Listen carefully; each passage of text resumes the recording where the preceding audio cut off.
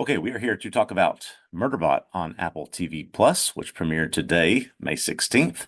We're talking about episodes 1 and 2. Episode 1, Free Commerce. Episode 2, Eye Contact. These are both written by Chris Weitz and Paul Weitz. Episode 1, directed by Paul Weitz. Episode 2, directed by Chris Weitz. In terms of summary, Alexander Skarsgård plays a robotic security unit, or sec unit, that has grown tired of protecting humans, but its governor module requires that it obey all human commands. Eventually, the sec unit is able to overwrite the module and gives itself the name Murderbot.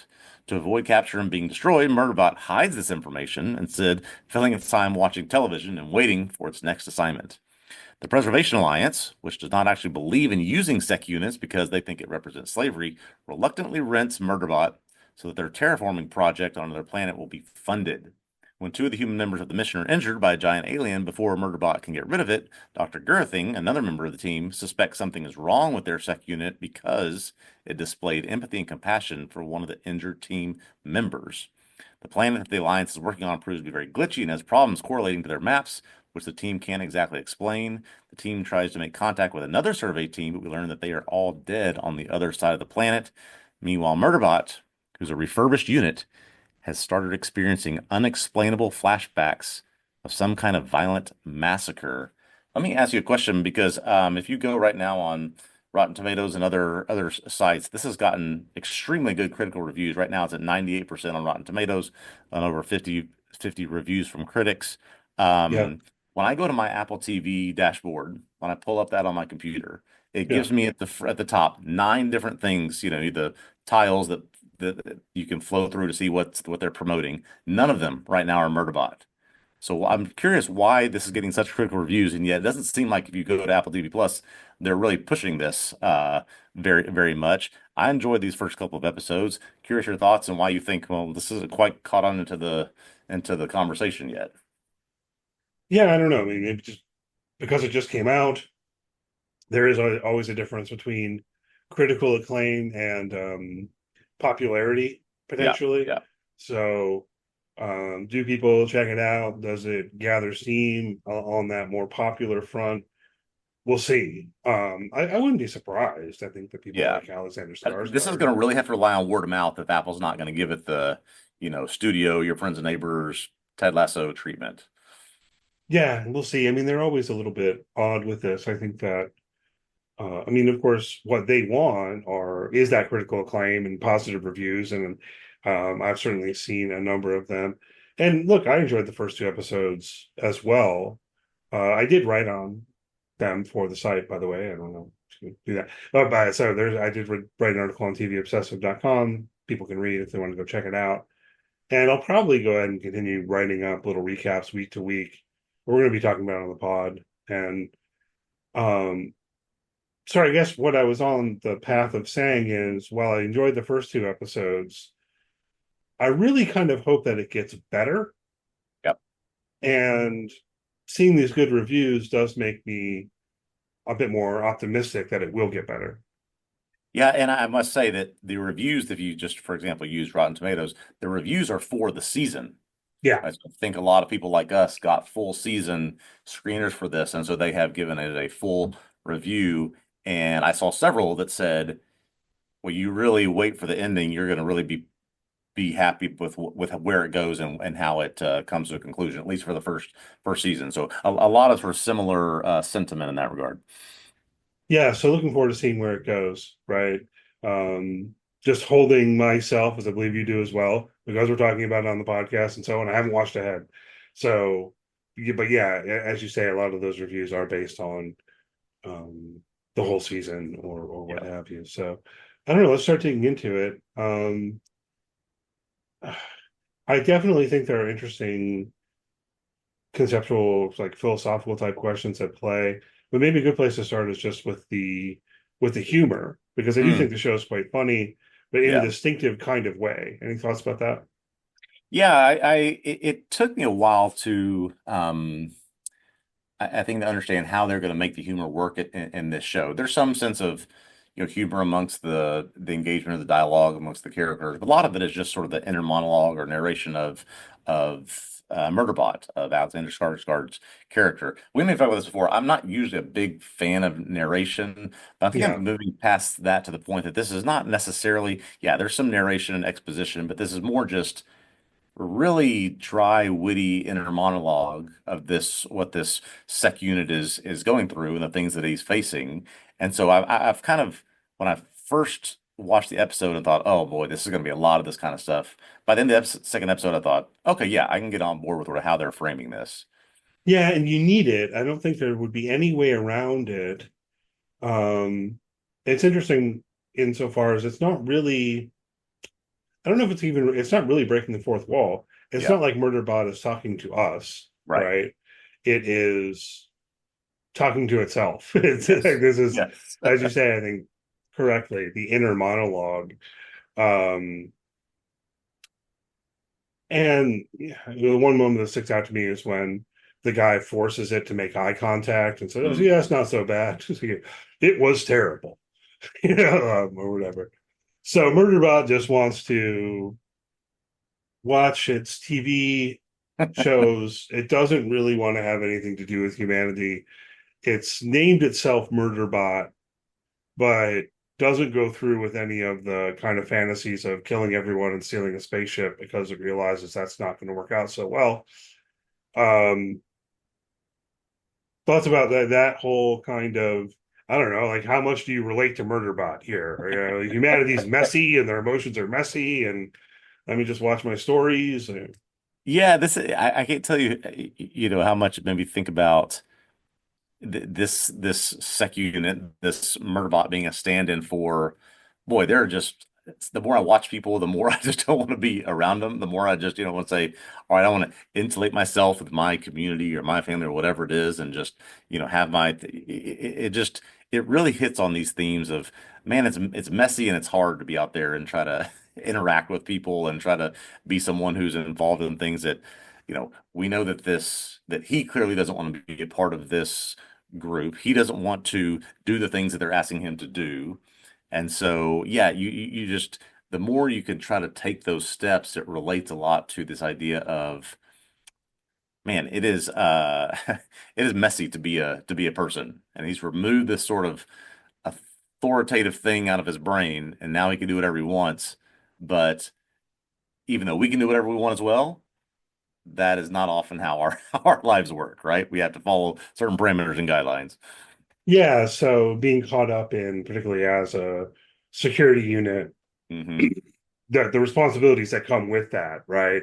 Yeah. So these human beings are going to do something very stupid, but there's no way for Murderbot to keep them from doing the stupid thing. Yeah. Rather, is going to have to go along and try to protect them from their own stupidity, because otherwise, they might get melted down for parts or Right. whatever, Exactly. right? And I think it's quite an amusing setup. I do want to note, Ryan, I don't know. This is based on a series of books, right, by Martha Wells. And it is my understanding that Murderbot's pronouns are its. That's right. Good So point. for Yep. the TV Yep. series, of course, you have to cast someone, and they did cast Alexander Skarsgård. So I don't know. Respect the pronouns of the robot. Of Um, the futuristic fiction robot. Yes, exactly. Got it. but I don't know. I mean, I guess if I feel like it's worth making that note, it's because with the fandom of the book series and all of that, which I haven't read the books, but to my understanding, it is something that people care about. Yeah. That Yeah. Murderbot does not have a gender.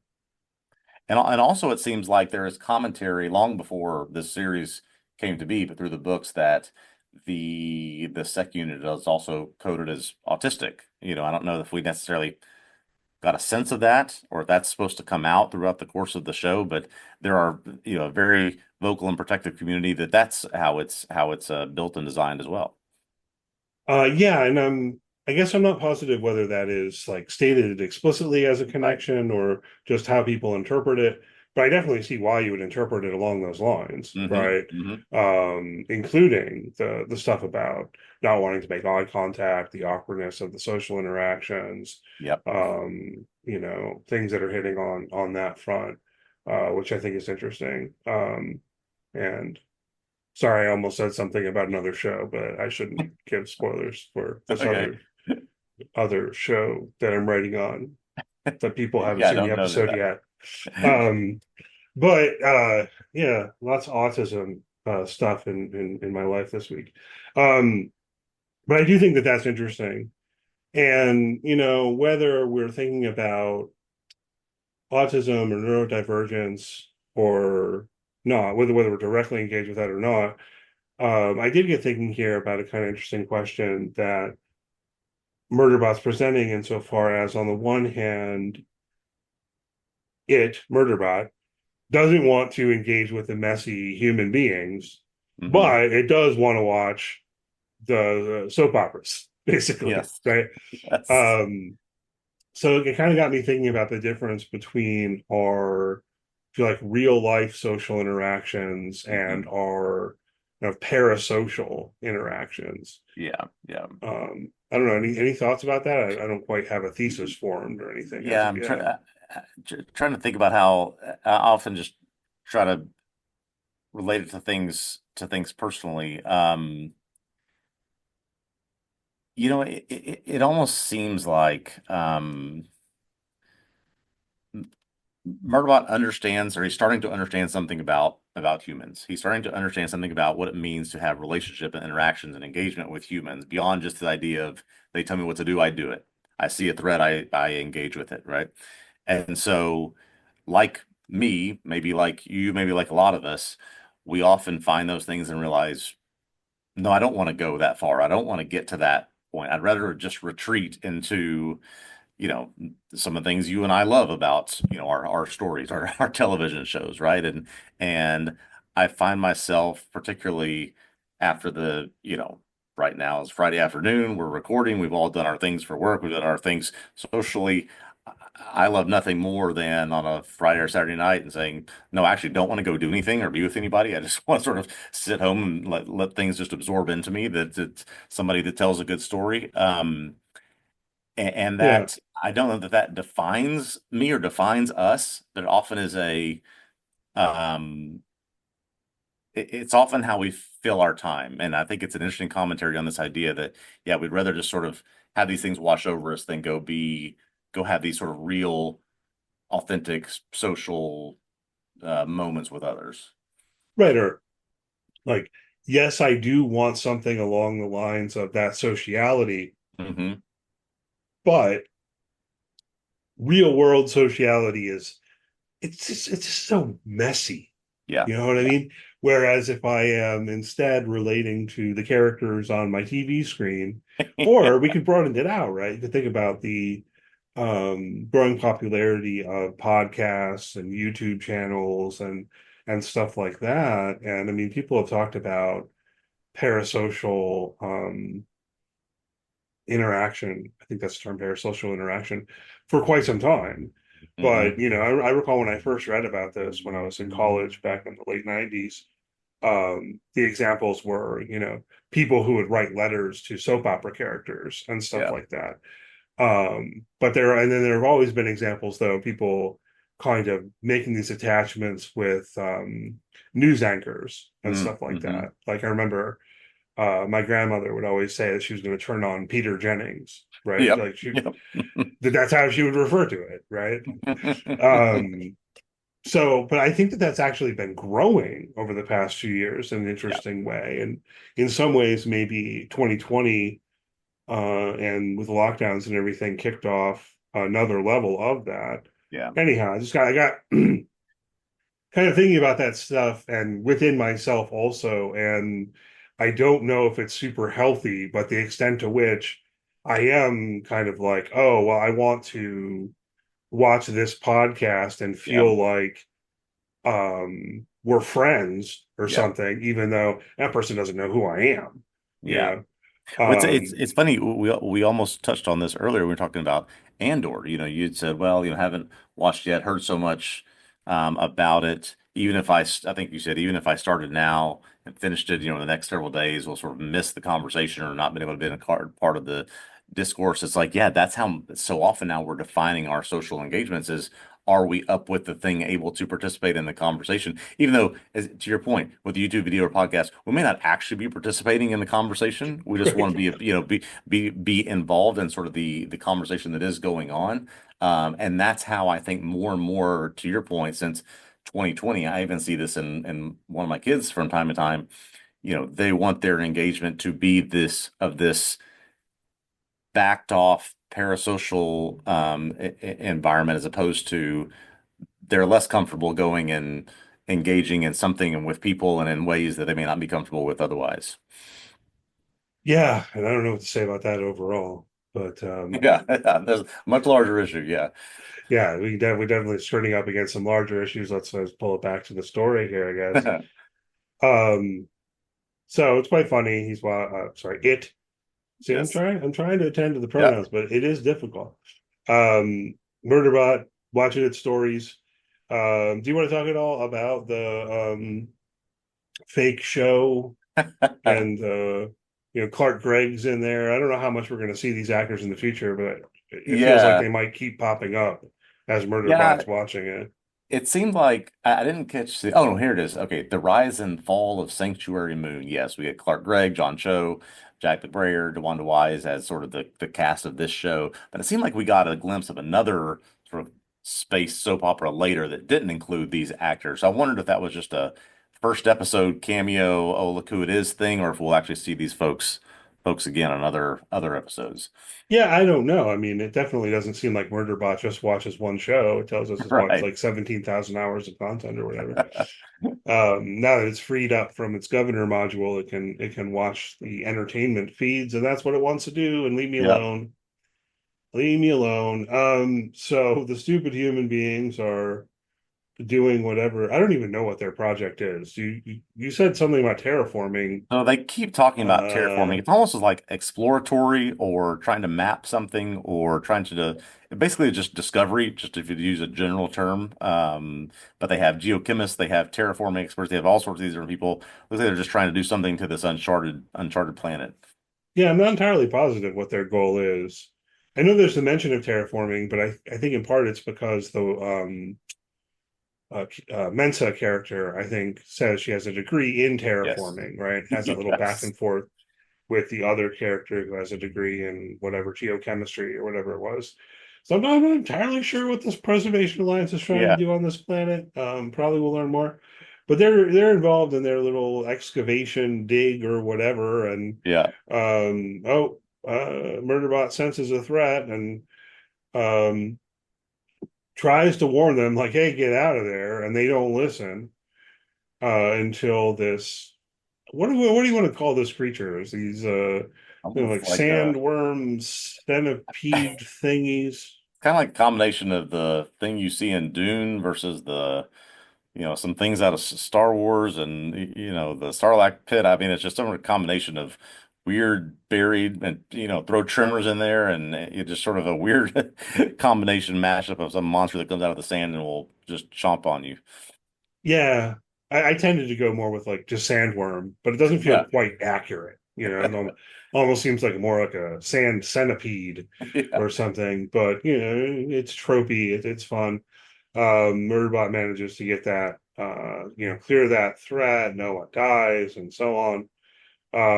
But it definitely is one of the things that I enjoyed about the show so far. How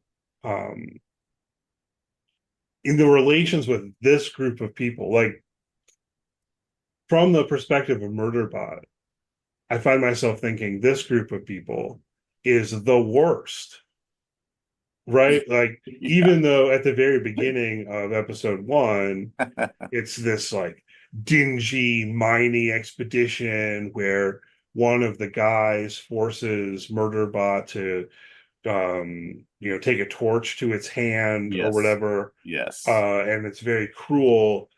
Part of me was feeling like our protagonist here would prefer that to these kind of hippies who want to connect on an emotional level or something, right?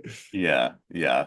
It's interesting the colorful language he uses to describe the people that he's with that in some sense, they seem to be more pleasant people. They seem to be more empathetic people. They seem to have this opinion of, oh, we don't even want you to be here because we see that you being with us as sort of equated to slavery. And yet he finds them to be almost repulsive in terms of how they act and what they do and their engagement with each other. Yeah, and I mean, I think that there's something there too that we take almost as a broader point in Hmm. terms of, as you say, you mentioned a couple times, this Preservation Alliance. They claim that their view is that employing sentient bots is tantamount to slavery, Yeah, yeah. but the company says they have to in order to be able to get their bond, in order to be able to do their expedition. So they do, Hmm. right? And there's that kind of wishy-washy hypocrisy at play there, right? We're like, Yeah, oh, we would go along with this, but we don't really want to. We really think that you're a person yeah. and should have rights and so on, and yet you don't and can't. And it almost puts me in mind of well, a couple of things, but that potentially, from the perspective of the worker, if you like, we tend to say, hey, just be honest about the fact that you're exploiting me as a laborer. Yeah, exactly. You know what I mean? Like, Yes. just that is the situation. Be honest about it instead of kind of, oh, but really, we want to treat you as a person and be your friend and so on. But no, you don't have any choice. You have to do what we tell you to do. You know? Right. That you're willing to stick to your morals up into a certain line, and that line is usually financial. And once it gets to that point, well, then, we'll feel bad about it and we'll express our regret about it, but we're still going to do it. Yeah, yeah, yeah. So I think it's playing with that too. How Yeah. um, Murderbot, I think, would in large degree prefer just be just let it be more straightforward. Just leave me alone. You know, Exactly. Exactly. I'm here to protect you. Let me protect you. Don't go off on some stupid mission by yourself while I'm in stasis, and just let me do my job. And no, I do not want to talk about feelings. It's also a question, I think, about whether or to what extent Murderbot like has feelings. Hmm. It's an interesting character, and I hope we'll get some more information about these sec units, maybe more generally, because they're kind of cyborgs, I guess, Yeah. right? Um, it would seem, or they have a biological element to them. They're not fully mechanical, it Yeah. would seem. So, what exactly is going on there, and what's the kind of background history? To what extent are we talking about human beings kind of being enslaved or bred or well, Yeah. I don't know. I hopefully find out a bit more along those lines, but either Yeah. way, I found it interesting, just, without going into any details, relating it to, we're clearly going to get to a point where we're talking about the um the rights and the human nature or just the combination of those things as relates to this sec unit. We've talked about this a little bit in terms of some of our coverage of Black Mirror, right? When you have certain beings that exist in certain places in certain ways, what rights and authorities and agency do they have? I think we're surely to get there at some point with this sec unit on Murderbot. yeah, for sure, right. But part of what's interesting is just the extent to which Murderbot kind of doesn't want to be a person. I don't know. Right. So that's amusing. A couple other narrative type mysteries to hit on before we're done here. One about Murderbot itself, since that's where we've just been talking. You mentioned how it's having these kind of flashback memories. We're told that it was refurbished. We don't know why. At one point, Gareth then asks why, and Murderbot doesn't know. Murderbot doesn't remember.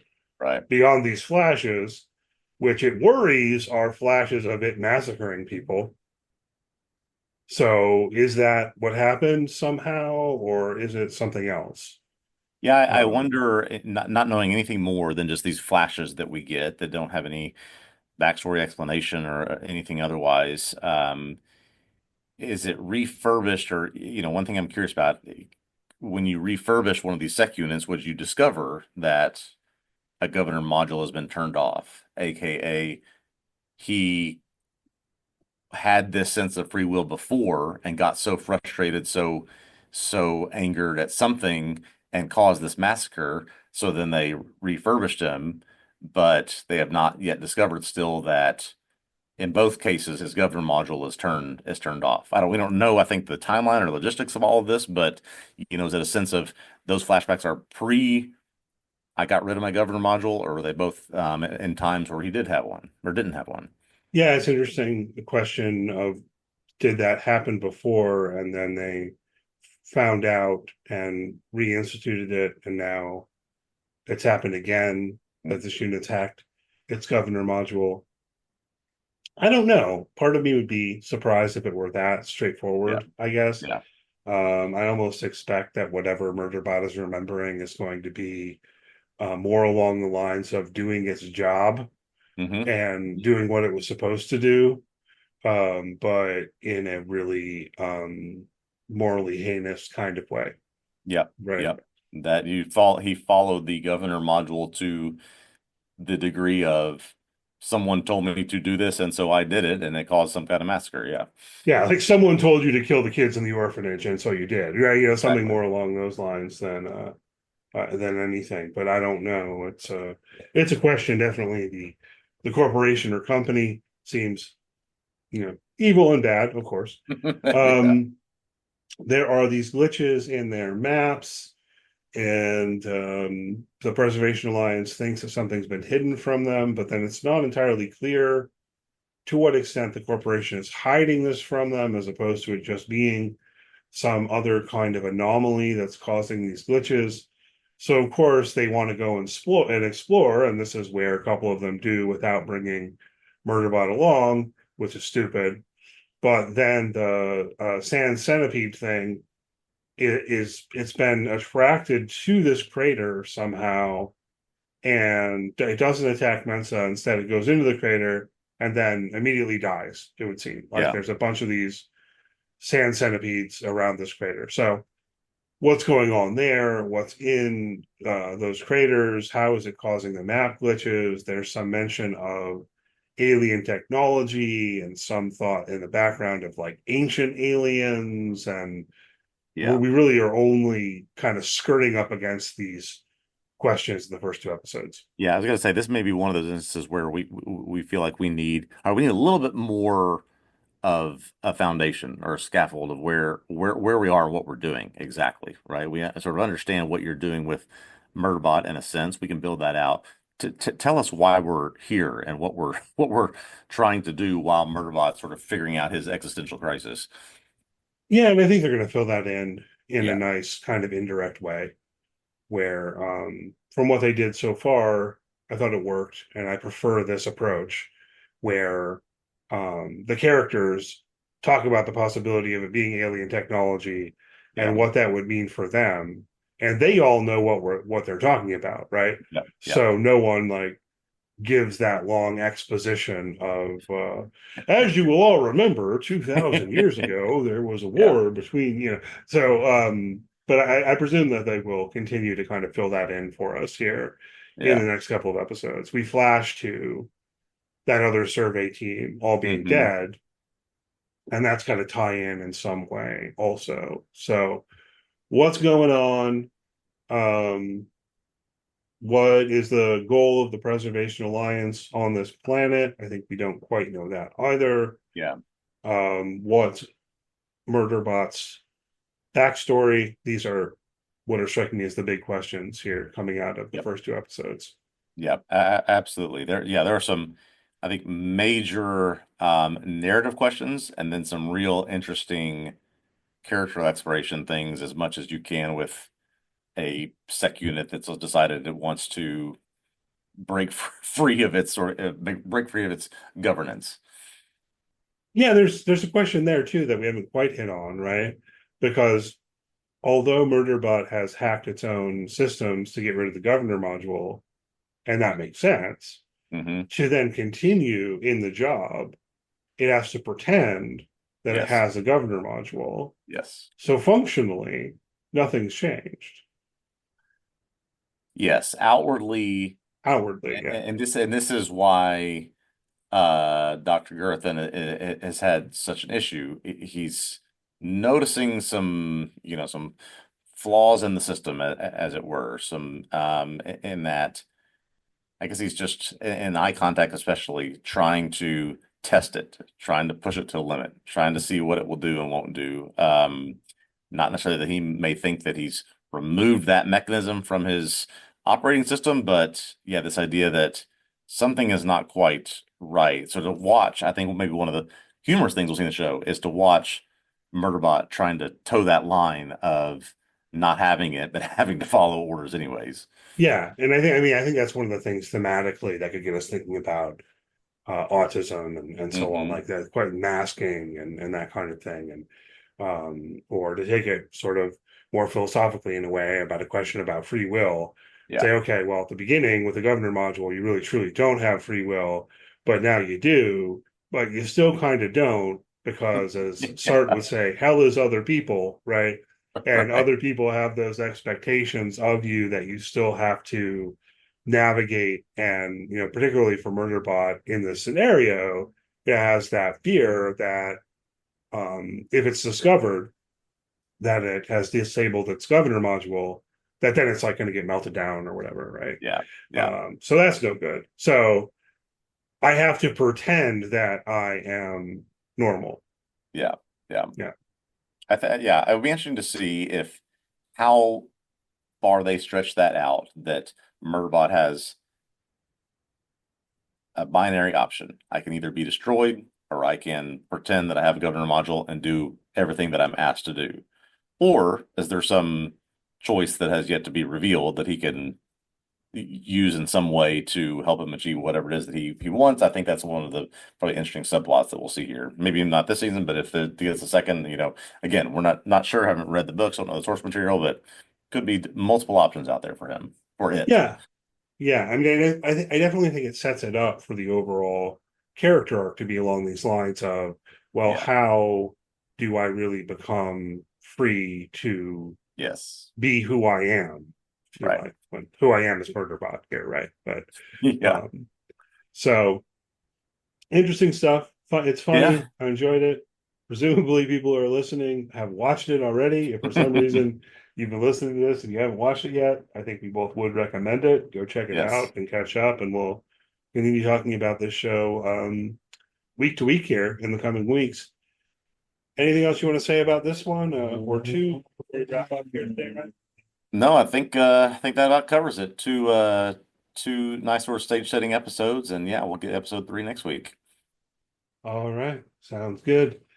So, thanks as always for listening. If you enjoyed the podcast, please do leave a good rating, review, all that good stuff. If you're on YouTube, hit that thumbs up, subscribe to the YouTube channel. I greatly appreciate it. You can check out tvobsessive.com and find articles from me there on Murderbot, or just one article at this point, but there'll be more in the future. And also written work on all sorts of other TV shows, and encourage you to check out the site, poke around, and so on. You can follow TV Obsessive on social media. If you search for TV Obsessive, you should find us on whatever platform you're looking on. And we'll be back with you next week. All right, looking forward to it.